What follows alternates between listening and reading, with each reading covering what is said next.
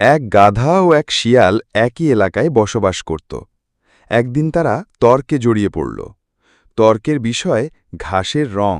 দেখ শিয়াল ভাই, ঘাসের রং হলুদ। তুই পাগল নাকি? ঘাসের রং সবুজ।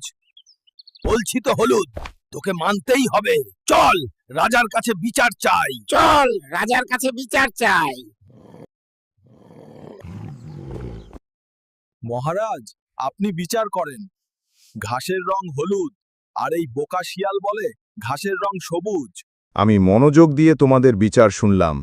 হ্যাঁ, ঘাসের রং হলুদ। এই কে আছিস? শিয়ালকে শাস্তির ব্যবস্থা কর। দেখলি শিয়াল, আমি ঠিক। মহারাজ, ঘাসের রং তো বাস্তবেই সবুজ, তাহলে আমাকে শাস্তি দিলেন কেন? হ্যাঁ, আমি জানি ঘাসের রং সবুজ, কিন্তু তোর অপরাধ একটাই, তুই এক গাধার সাথে তর্কে জড়িয়েছিস।